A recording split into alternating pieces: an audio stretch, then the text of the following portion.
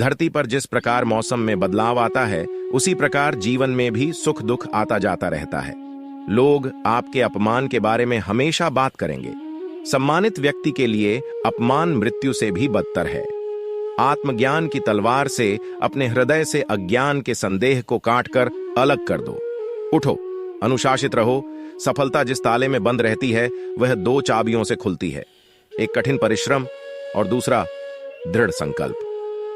मैं भूतकाल, वर्तमान और भविष्यकाल के सभी जीवों को जानता हूं, लेकिन वास्तविकता में मुझे कोई नहीं जानता है।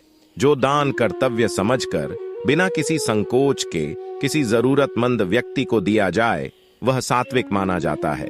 जो पुरुष सुख तथा दुख में विचलित नहीं होता और इन दोनों में संभव रहता है, वह निश्चित रूप से मुक्ति के योग्य है।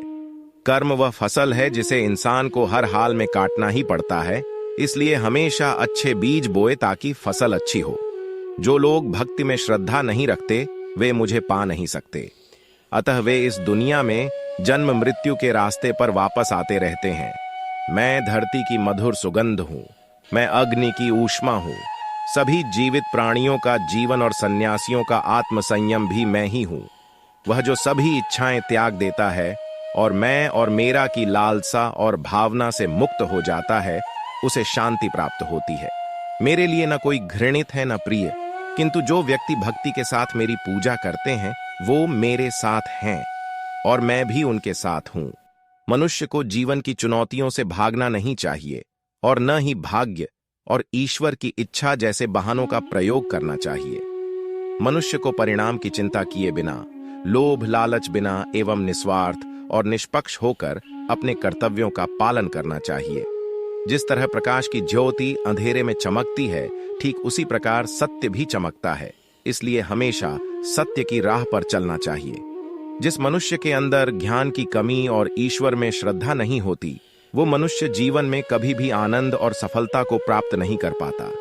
जब जब इस धरती पर पाप, अहंकार और अधर्म बढ़ेगा, तो उसका विनाश कर धर्म की पुण्य स्थापना करने हेतु मैं अवश्य अवतार लेता रहूंगा। वह व्यक्ति जो अपनी मृत्यु के समय मुझे याद करते हुए अपना शरीर त्यागता है, वह मेरे धाम को प्राप्त होता है और इसमें कोई संशय नहीं है। जन्म लेने वाले के लिए मृत्यु उतनी ही निश्चित है जितना कि मृत होने वाले के लिए जन्म लेना।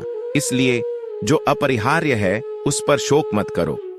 वह जो वास्तविकता में मेरे उत्कृष्ट जन्म और गतिविधियों को समझता है, वह शरीर त्यागने के बाद पुनः जन्म नहीं लेता और मेरे धाम को प्राप्त होता है। जो होने वाला है वो होकर ही रहता है और जो नहीं होने वाला वह कभी नहीं होता। ऐसा निश्चय जिनकी बुद्धि में होता है, उन्हें चिंता कभी नहीं सताती है।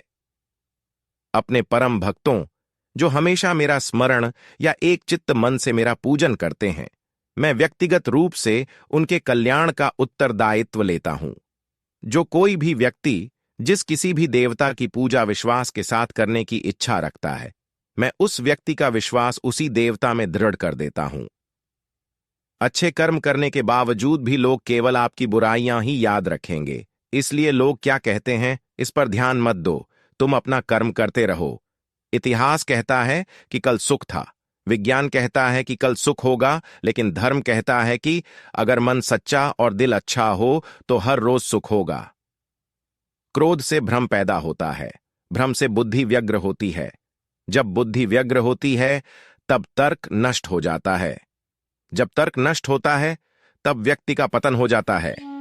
अपने आप को ईश्वर के प्रति समर्पित कर दो, यही सबसे बड़ा सहारा है। जो कोई भी इस सहारे को पहचान गया है, वह डर, चिंता और दुखों से आजाद रहता है।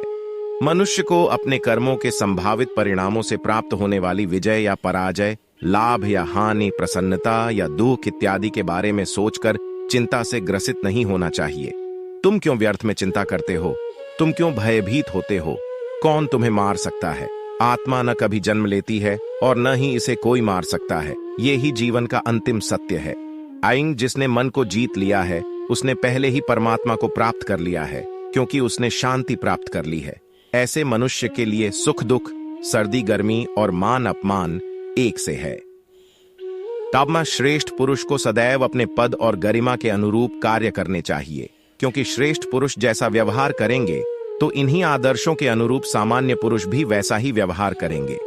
न तो यह शरीर तुम्हारा है और न ही तुम इस शरीर के मालिक हो। यह शरीर 5 तत्वों से बना है: आग, जल, वायु, पृथ्वी और आकाश। एक दिन यह शरीर इन्हीं 5 तत्वों में विलीन हो जाएगा।